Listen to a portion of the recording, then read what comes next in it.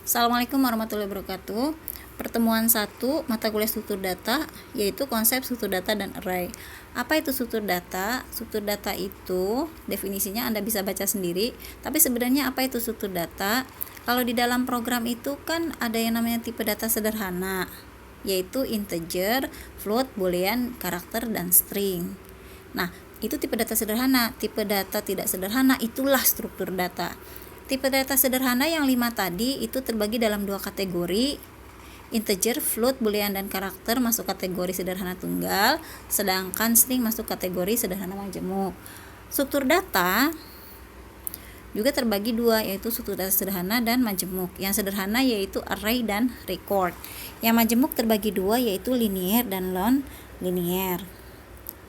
Yang termasuk linear yaitu stack, queue, dan linked list. Sedangkan yang non-linear yaitu pohon dan graf. Nanti kita akan bahas satu persatu tentang struktur data yang ada di sini. Yang pertama adalah array. Apa itu array? Array itu tipe data sederhana. Dia merupakan himpunan elemen yang terurut dan homogen. Terurut artinya elemennya bisa diurutkan, homogen artinya semua elemen bertipe sama. Kalau integer semua, kalau float semua, kalau karakter semua. Nah, array itu punya karakteristik, yang pertama adalah statis, yang kedua homogen, yang ketiga adalah acak. Lalu gimana cara menulis array? Ada 3 hal dalam menulis array. Yang pertama harus ada tipe datanya, harus ada nama variabel, harus ada subscript. Contohnya yang di slide di bawah ini. Misalkan int A5, maka int adalah tipe datanya, A adalah variabelnya, 5 adalah subscript atau jumlah elemennya. Nah, maksudnya adalah ada variabel A, tempat menyimpan data, nanti bisa mengisi 5 elemen dan semuanya harus bertipe integer. Jenis array yang luas digunakan yaitu array dimensi 1, 2, dan 3. Nah, yang Anda lihat di sini adalah array dimensi 1. Ini adalah contohnya, Anda bisa coba sendiri nanti. Lalu berapa jumlah elemen pada array dimensi 1? Itu bisa menggunakan rumus ini, tapi sebetulnya array dimensi 1 tidak perlu menggunakan rumus. Anda bisa langsung melihat dari tulisannya. Kalau int A10, maka jumlah elemennya adalah 10. Tadi karakteristik yang ketiga dari array yaitu dapat diakses secara acak. Nah, gimana caranya? Kita lihat pada materi pemetaan atau mapping. Contoh ya, misalkan ada array A, int A 5 elemen, kemudian alamat elemen pertama itu ada di 0011. Karena integer, maka memakan memori sebanyak 2. Kalau float 4. Kalau char 1, kalau bool 1, ya. Nah, lalu ditanya di mana alamat elemen ketiga? Kalau elemen 1 di 011, alamat elemen ketiga di mana? Kita bisa menggunakan rumus yang ada di atas itu. Caranya kita tinggal memasukkan saja apa yang diketahui dari soal di atas. Karena yang ditanya adalah elemen ketiga, maka A3 sama dengan 0011 ditambah 3 itu elemen yang ditanya dikurang 1 dikali 2. 2 itu adalah tipe data integer. 3 kurang 1, 2. 2 kali 2, 4. Lalu kita jumlahkan, hasilnya adalah 0015. Maka alamat elemen ketiga adalah 5. Nah, Anda harus mengetahui dulu konversi bilangan desimal dan heksadesimal karena sudah didapat di mata kuliah PTIK ya. Jadi di sini hanya direview saja. Seperti yang sudah diketahui, desimal menggunakan bilangan 0, 1, 2, 3 dan seterusnya. Heksadesimal itu 0, 1, 2, 3, 4, 5, 6, 7, 8, 9, tapi mulai dari 10 kita menggunakan A, B, C, D, E, F ya. Jadi menggunakan 16 simbol. Kemudian bagaimana mengkonversinya? Yaitu mengkonversi dari desimal ke heksadesimal itu dengan cara membagi bilangan desimal dengan 16 sampai habis. Ini contoh array dimensi 1. Kemudian kita masuk ke array dimensi 2. Array dimensi 2 ini sebenarnya hampir sama dengan array dimensi 1. Kalau dilihat dari deklarasinya, kita tinggal menambahkan satu indeks lagi. Misalkan situ int A32. Nah, jadi ada 2 indeksnya ya. Nah, kalau digambarkan secara logika, maksudnya 32 adalah 3 baris dan 2 kolom. Nah, setiap elemen diberi identitas berupa nomor baris, yaitu mulai dari 0, 1, 2 dan nomor kolom 0, 1.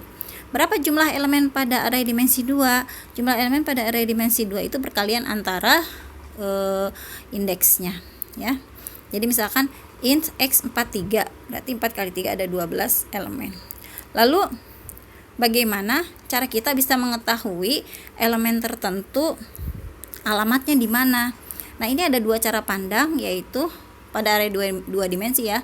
Cara pandang kolom per kolom dan baris per baris. Contohnya gini nih, misalkan di sini ada array 4 baris 3 kolom. Kita pengen tahu yang hijau itu ada di alamat berapa. Kalau alamat awalnya 0011, kita akan beralih ke contoh ya.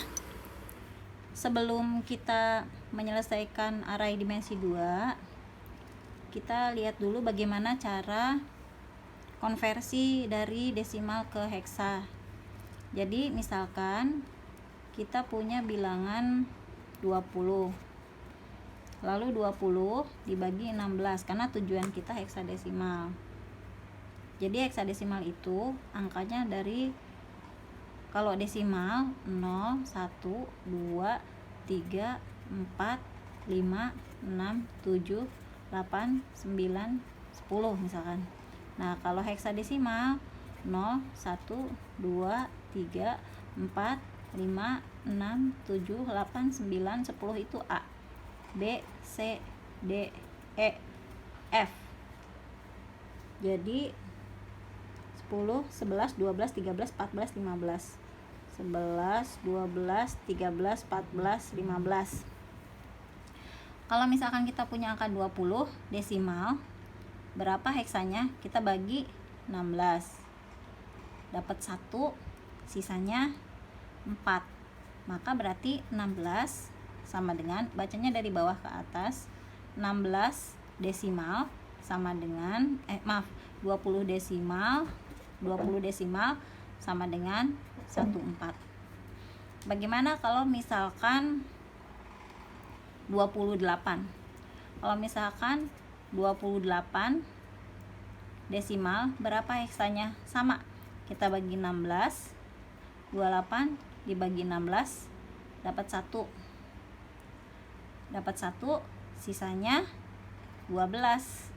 Berarti 28 itu sama dengan 1, 12.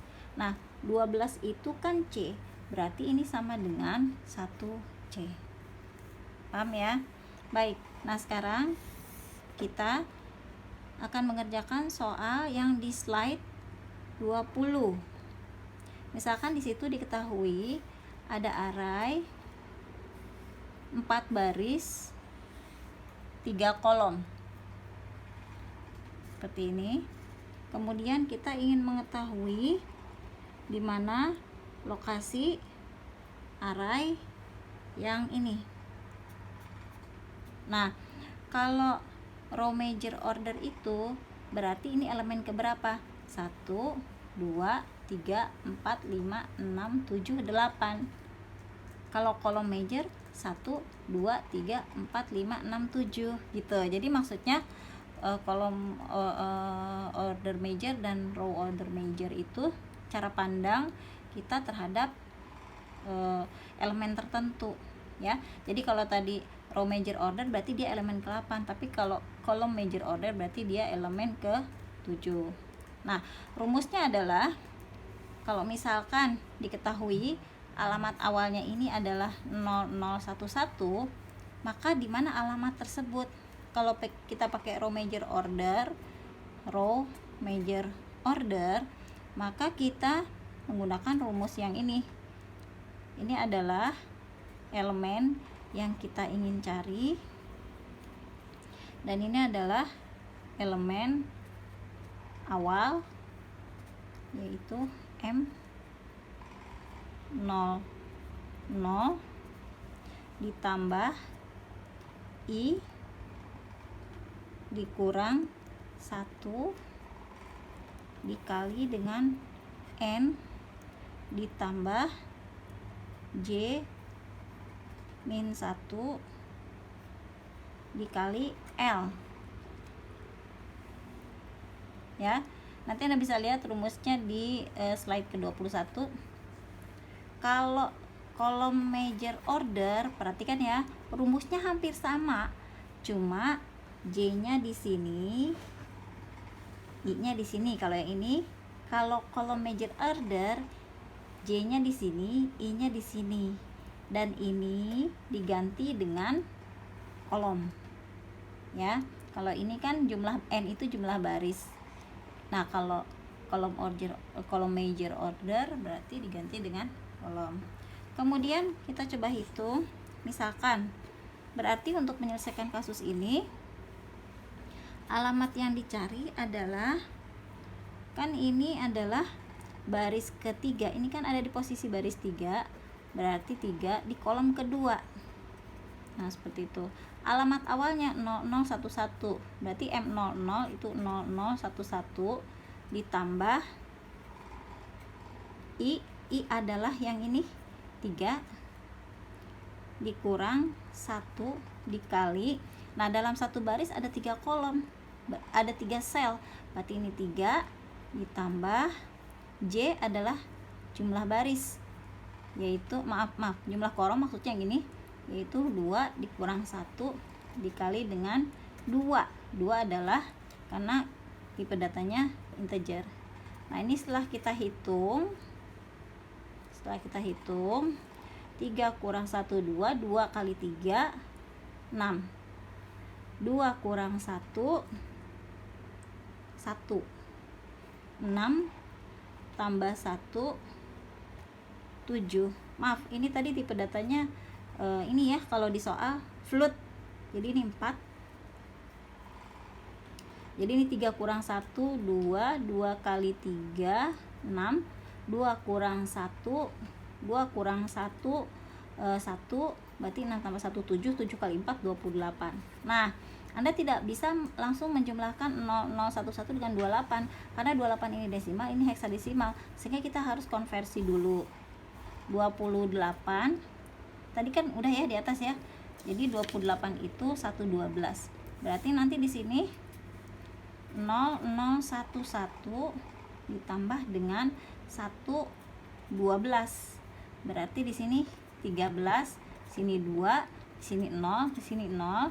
Nah, 13 itu kan D, berarti 002D.